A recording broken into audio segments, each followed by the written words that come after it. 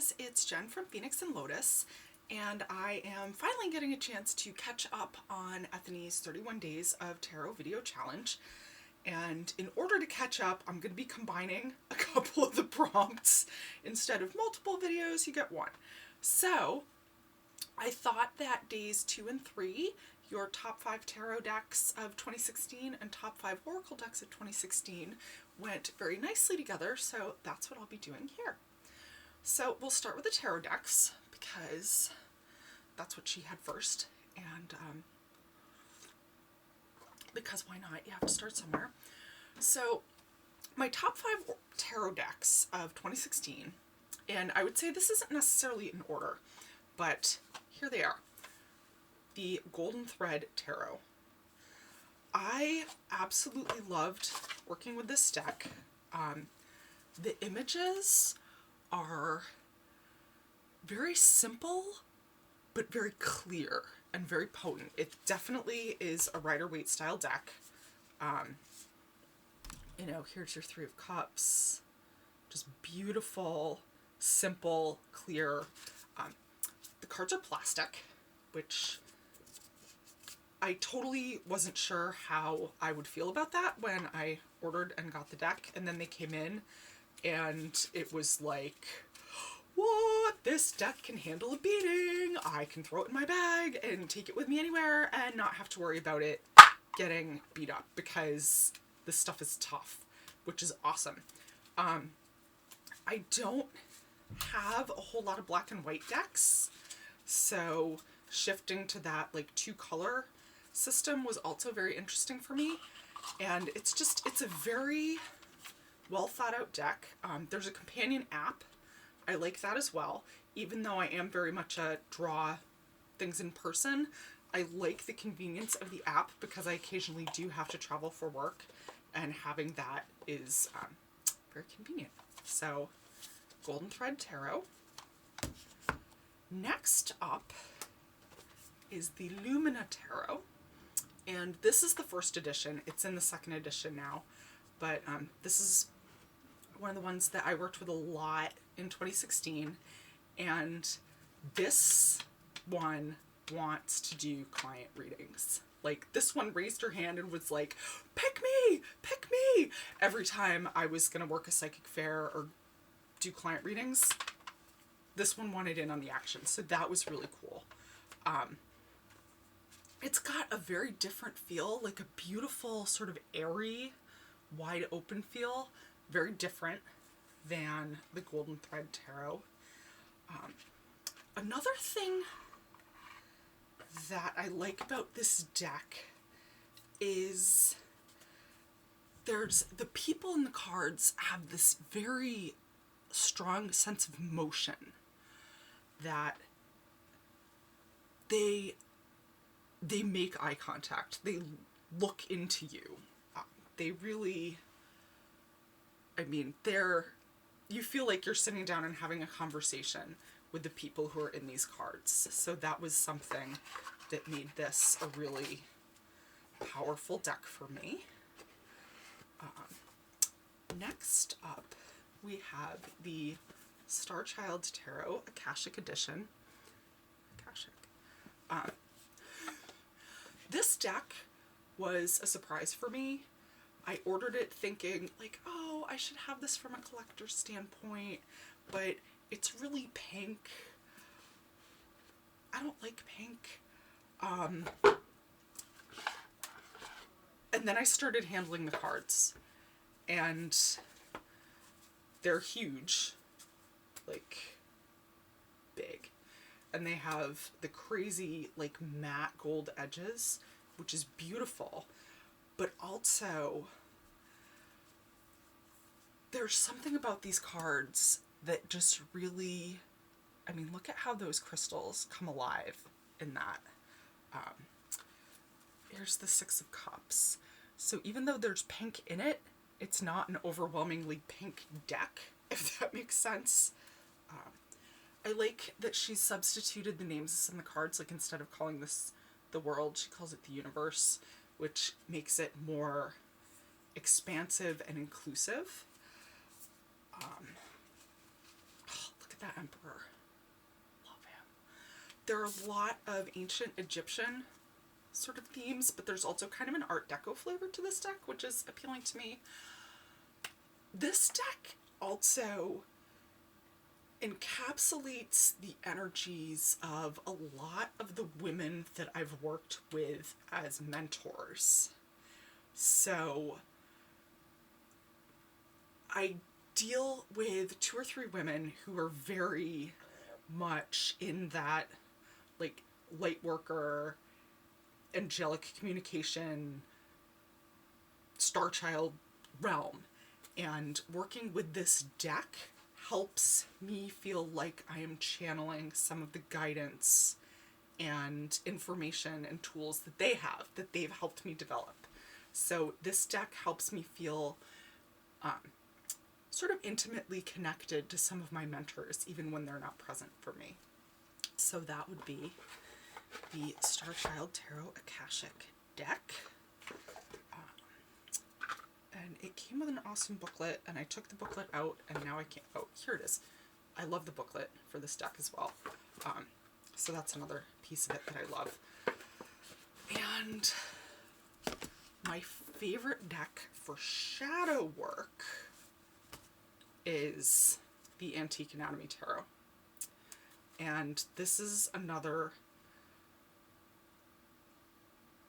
indie deck. You may have noticed a theme here. Most of the decks that I like are independently produced. But this one has the elements instead of the traditional suits. It's all based on antique medical drawings and illustrations. And it's a very stripped down yet potent deck. And I'm Scorpio Sun, Scorpio Moon. Scorpios are definitely intrigued by the, you know, sex, death, other people's money, all the squishy stuff that nobody wants to talk about. We dig that. And this deck is like, ooh, you're uncomfortable with mortality and death? Hey, I'm gonna make you confront that. So, I love this deck for the hard conversations. If you need a serious reality check, this one's got your back. So, Antique Anatomy Tarot, very much a deck that I work with regularly and absolutely love, because I think it helps me grow as a person and as a reader. And finally, for my top 5 tarot decks of 2016, we have the Prisma Visions Tarot. And this deck is, again, it's an indie deck. It's beautiful. The art is very impressionist. The each suit, if you lay out the cards end to end, makes a panorama, which is amazing and awesome and shows a beautiful level of planning on the artist's part. This deck was meaningful to me, not just in my own readings, but because it's one of the earlier decks that I started carrying in my shop. I'd say this is probably the 3rd tarot deck that I started carrying. And this is a deck that I see so many people pick up when I'm at events. They start handling it and they go, I get this. This deck makes sense to me. And this is a combination of people who are just starting out, people who have been reading for a long time will look at the image and go, wow, there's a lot of depth there. There's a lot that I could dig into in this card. So I love this deck because it's one that I think a lot of different readers can use very successfully.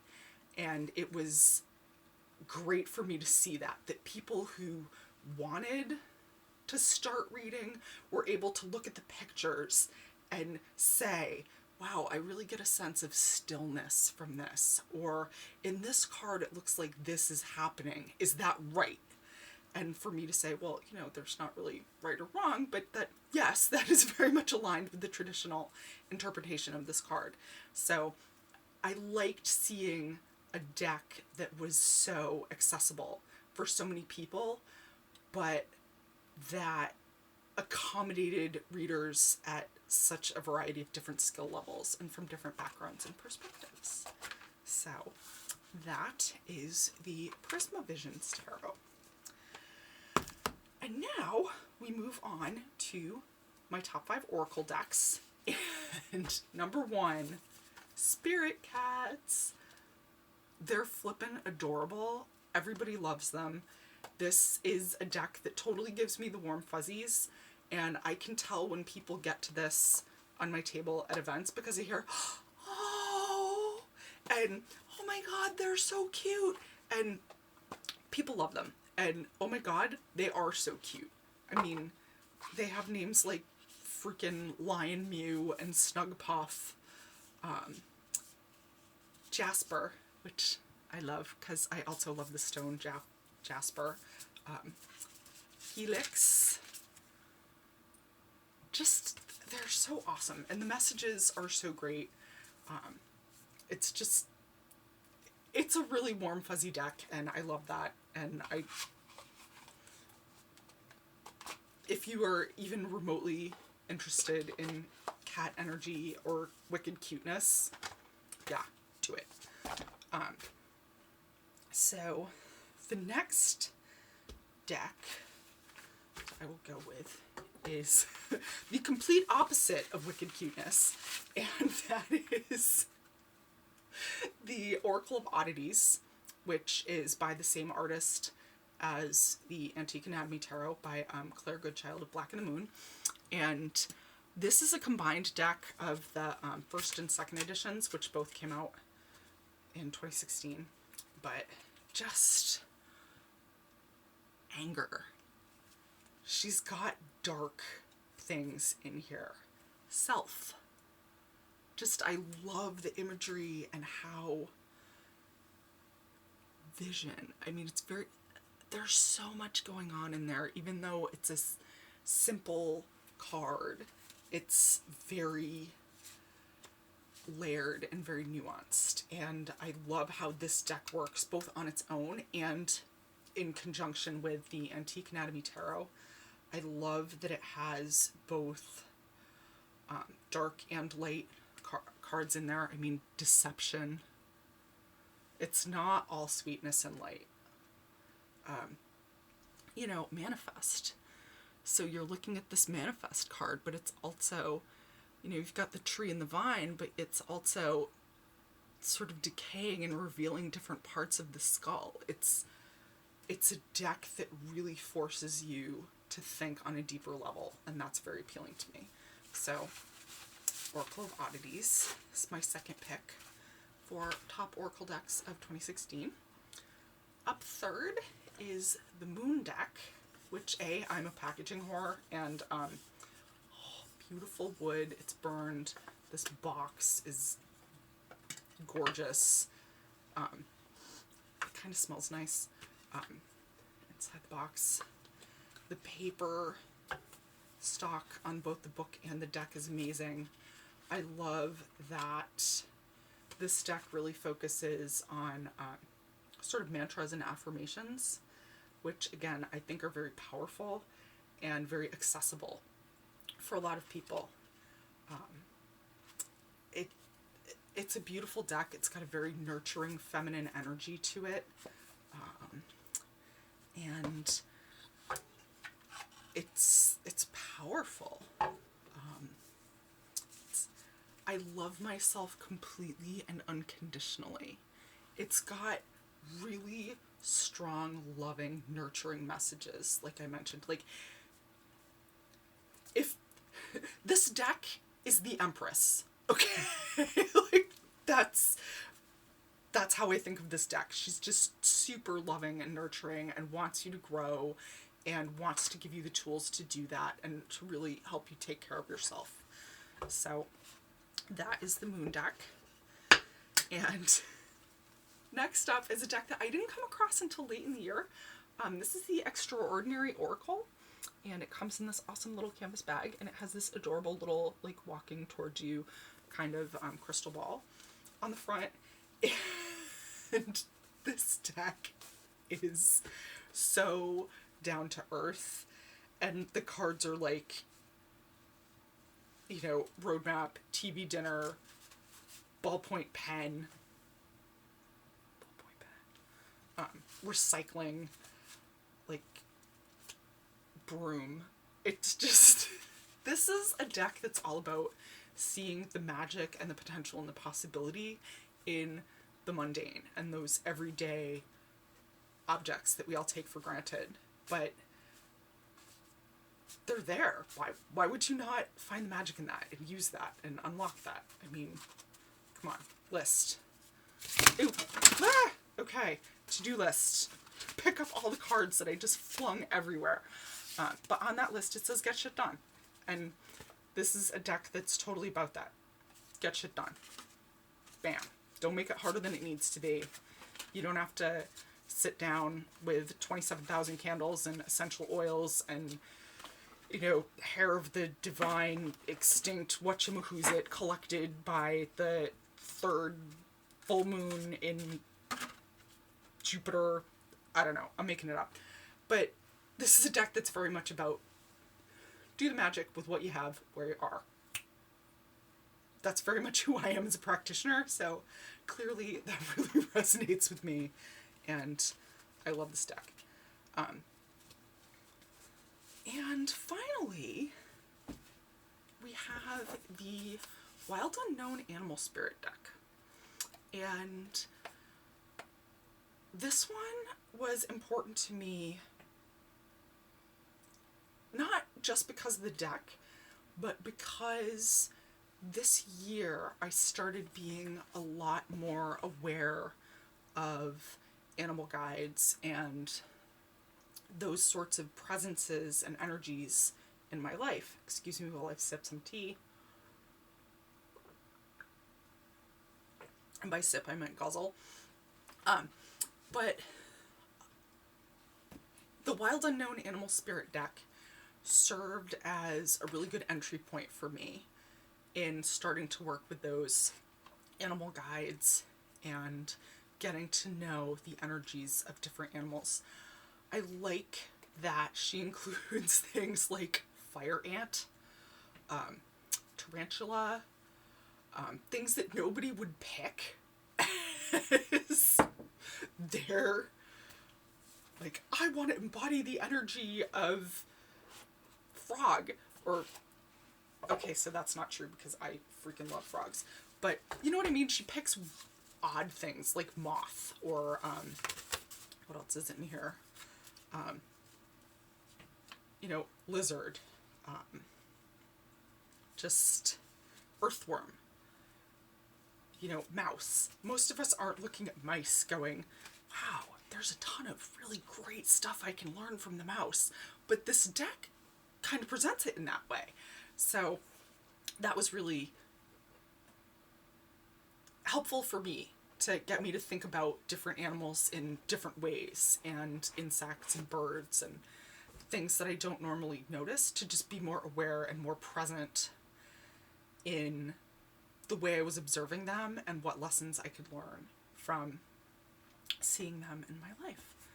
So that is the Wild Unknown Animal Spirit deck, and those were my top 5 tarot and oracle decks of 2016, and I'm looking forward to catching up and seeing what everyone else's decks were. So thank you very much, and love, love, love being part of the 31 Days of Tarot video challenge. So enjoy.